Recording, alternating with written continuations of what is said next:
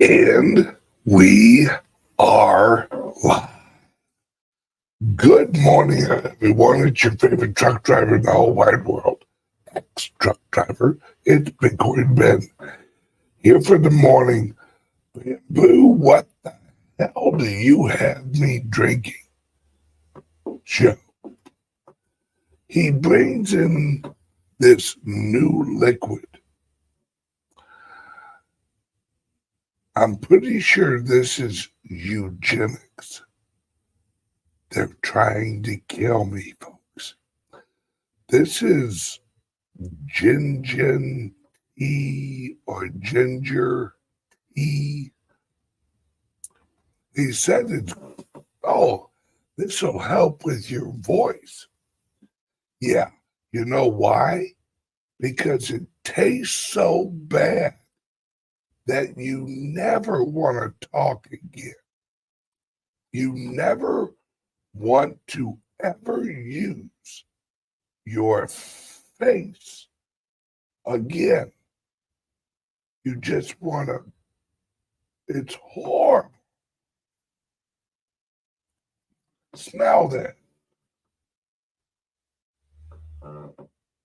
It's horrible. Good Lord. And I thought Bamboo liked me. Apparently not. So, welcome to the show, folks. Guys and gals in cryptos. All right, the first half hour, we're going to talk cryptos. But we're going to talk a little woo-woo crypto. Not really woo-woo, more controversy in cryptos. Right? We're gonna learn a little bit more about FTX and what really happened at FTX. Now, the headline says trillions of dollars entering into Bitcoin over the next 24 months. $1 million per Bitcoin. My friends, that is not unrealistic at all. Let me explain. All right. You have a global elite that is transferring all of their global monetary value into the Bitcoin. We're talking, my friends, and I'm not exaggerating, look this up.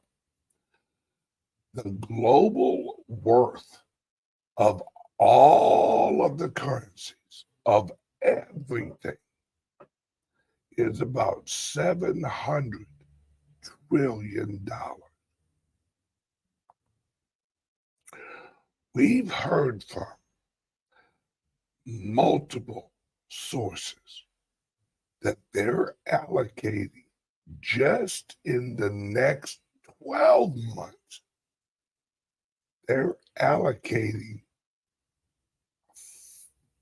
remember, 1%. 1%. Do you know how much 1% of $700 trillion is? That's $70 trillion. $70 trillion.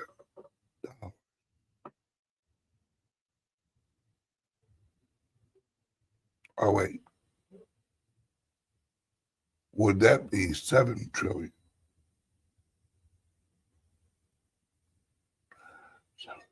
1%. Yes, 7 trillion. My bad. You know, give $1 trillion, you take $1 trillion. It's a rounding error.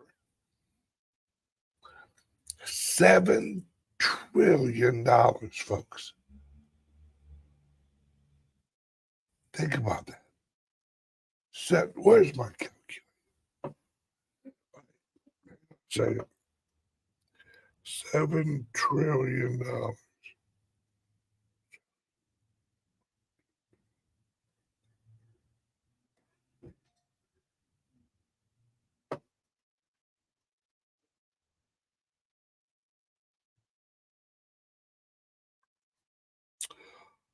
Thousand million.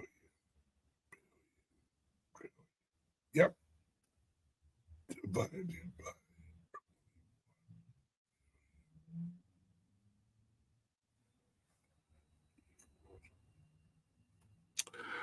All right. It's about $500,000 per Bitcoin. 7 trillion, 1% is almost $500,000 per Bitcoin.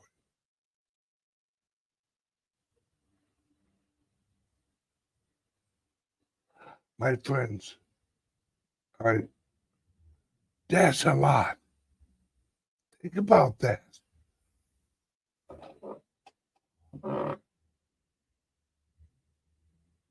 That's $500,000 per Bitcoin.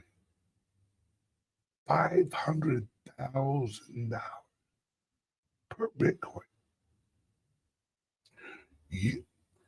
That means if you own 1/100th of a Bitcoin, that's $33,000.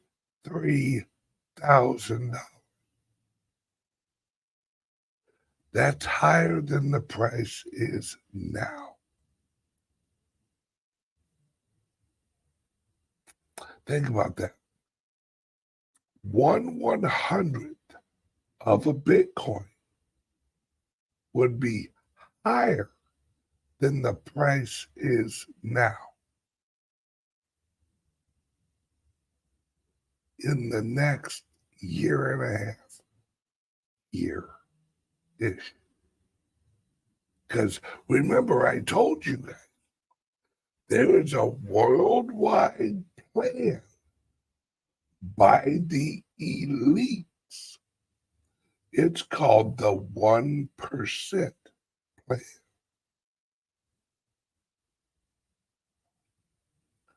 We have the president of El Salvador at the United Nations talking about Bitcoin.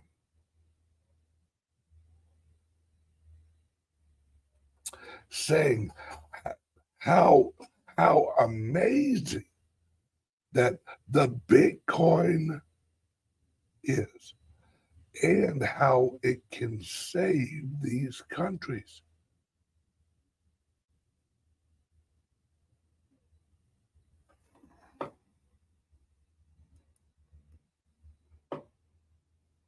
Yes, he did.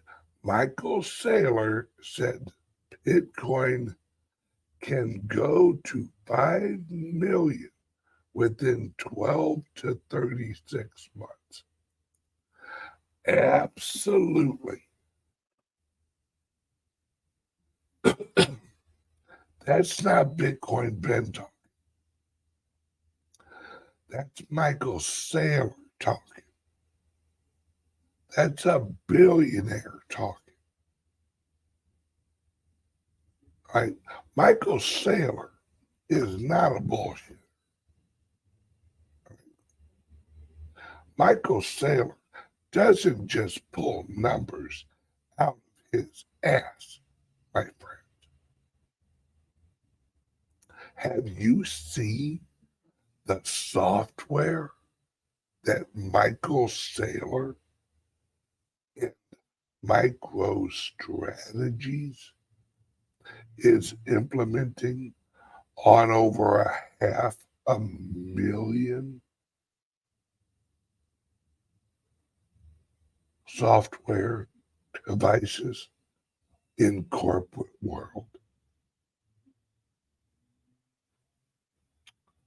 That alone, right? There are calculations. This is not an exaggeration. There are calculations that the software for MicroStrategies, as they implement it into corporate America, is going to push, just that software is going to push the Bitcoin. It's going to more than triple the volume on the Lightning Network. Just that one software. My software company is implementing software, creating software for small businesses.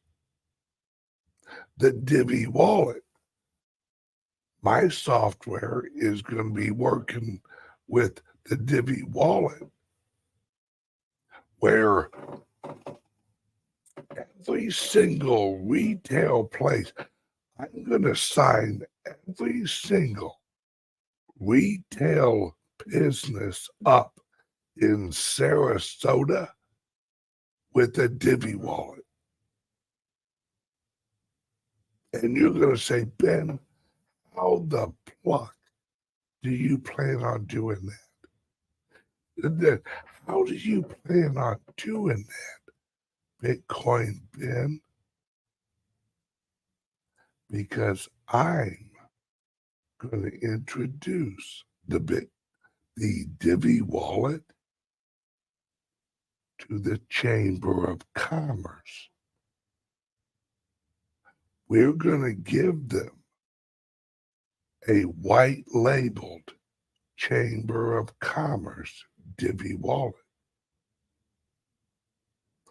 And we are going to have them put the link to download your company's very own crypto wallet on the Chamber of Commerce front page.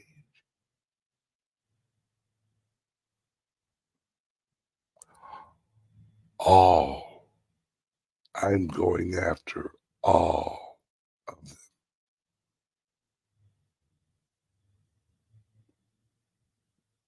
See, my friends, I don't think small. I think big. Someone asked, what's a white label wallet? A white label wallet is where you can change the graphics in the wallet and put your brand. And it will look like our club, our official club wallet will be a Divi wallet, but the graphics of the wallet will say Bitcoin Pin Crypto Club. The graphics on the wallet for the Sarasota Chamber of Commerce will say the Sarasota Chamber of Commerce.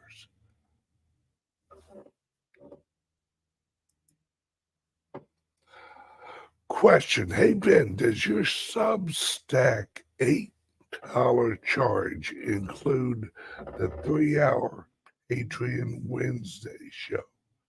Or is the 3-hour show separate? Well, it actually depends on what it's about. They usually get it, but some of them they might not get if it isn't linked with that area. It actually depends on what the show is about. Right?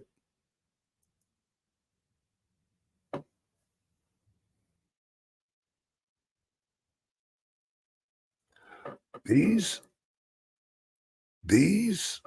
movements are all towards adoption, folks. This is huge.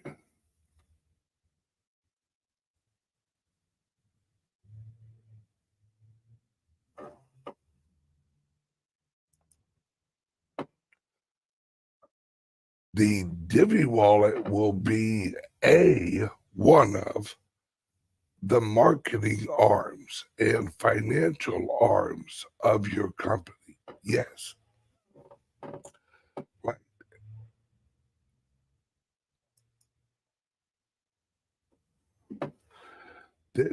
This is right, this is the future,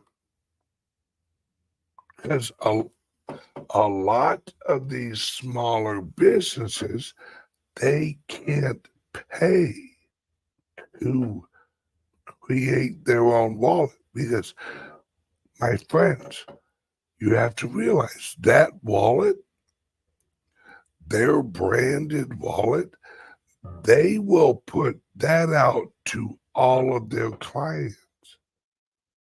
Their clients will be able to order food or services and pay for items in the wallet.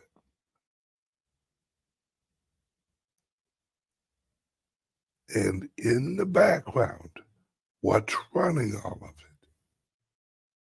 The Divi software and the Divi token. The rewards, right? The reward token for each of the brands will look like their rewards. Right?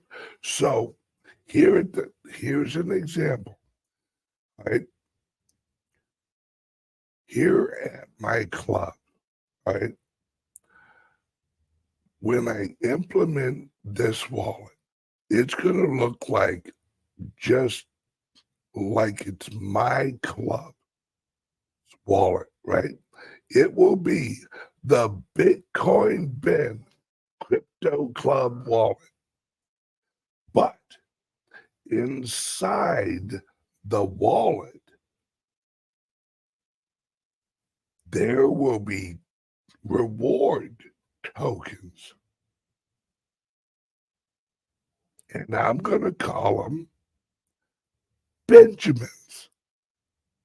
You can earn some Benjamins. But the Benjamins are actually Divi tokens with different graphical, with different graphic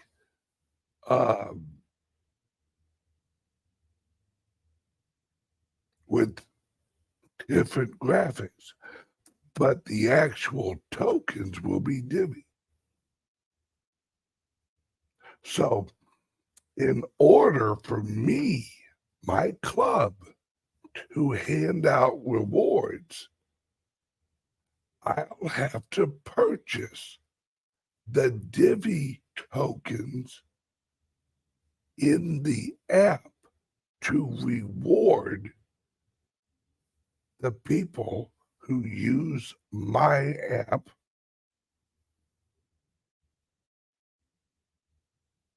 But the users of my app, it will look like they're getting Benjamins, but they'll actually be Tivvies that I have to purchase to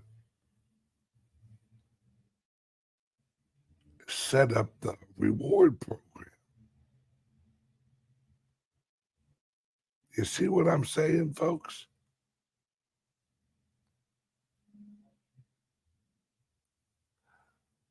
The Divi wallet and the Divi token will be a universal token for multiple different brands, but they won't be called Divis. They'll be branded after the company that the wallet's branded for.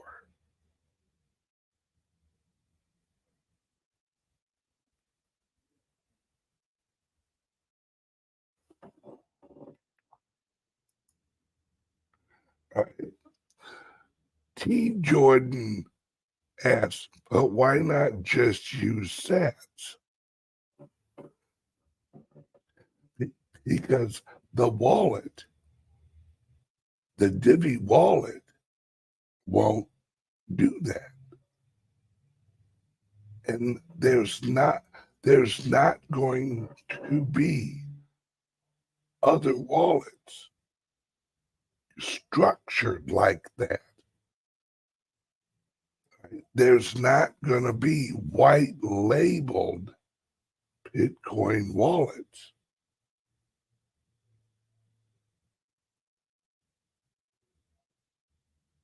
That's the niche.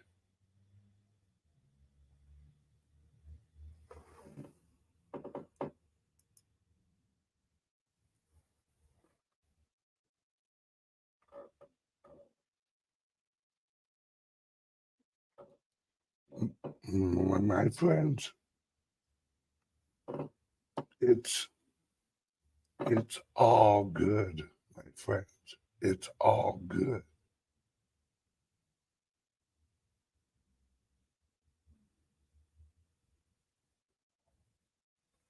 Now, WooWooCon, all right? We just signed up another guy coming down for WooWooCon, right? He is actually part of Pick Allgeier's remote viewing team. All right. He's going to be a woo-woo this weekend. So if you, J Snip 4 is going to be here on, oh, yeah. J Snip 4 is going to be here on Saturday and Sunday. But it's going to be a blast, folks. Go to www.woowooCon.com and get your in-person tickets. Come down to Florida and hang out. All right. Now, or you can do the pay-per-view, watch the whole event live, or watch the recording because you'll have the recording too. All right. We're going to talk Epstein. My Epstein, you think I'm joking. Jeffrey Epstein is tied to FTX. We'll get started and then we'll move over to Just Rumble. And the other, will leave YouTube because they don't like stuff. Hold, please. And they write to me and they say, for so many years, I didn't know. And they watch our show and we have guests like you on, and their eyes are opened for the first time. So when it sounds like to a normal person, oh, that sounds like a coincidence. So the day that they close down, Facebook launches. I mean, these are not coincidental. And in the very same week that you have FTX and everything unfolding with Sam Bankman-Fried, of course, you have, oh, now we're suddenly rolling out a digital ID system.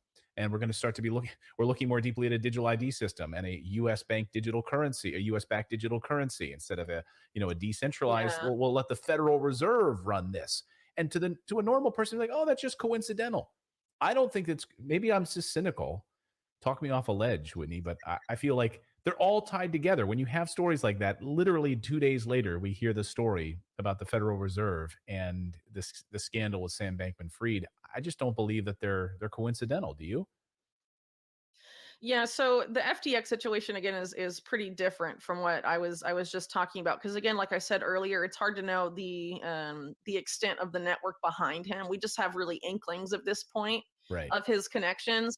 So you obviously have a big connection to the Democratic Party.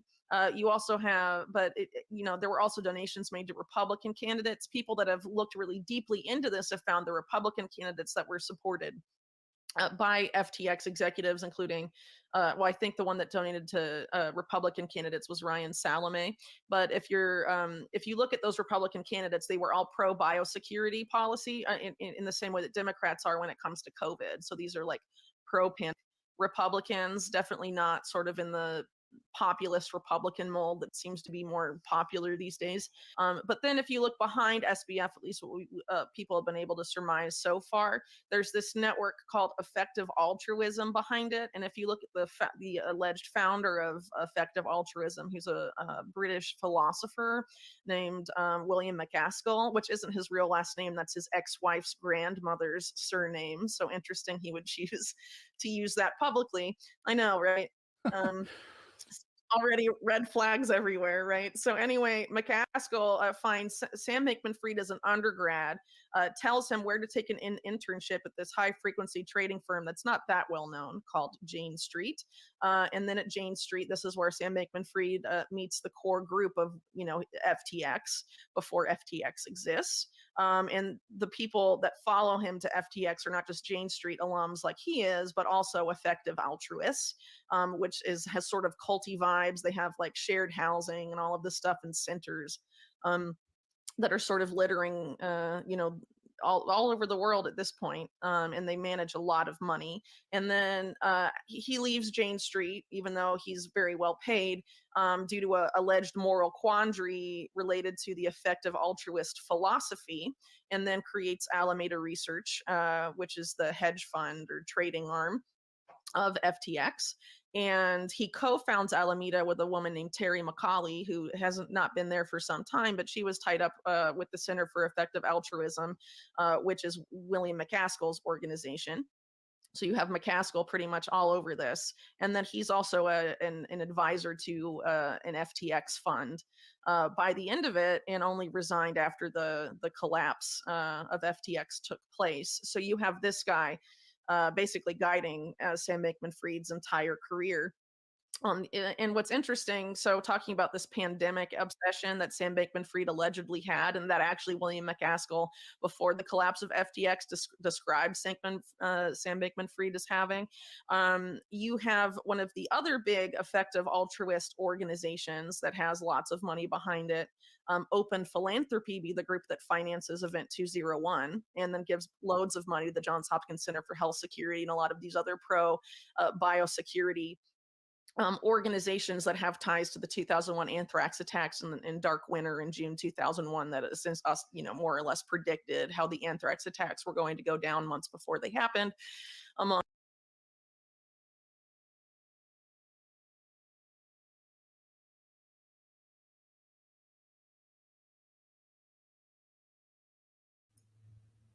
We're going to have to switch over to the private server for the rest of this, because what she's saying, All right, what she's saying with the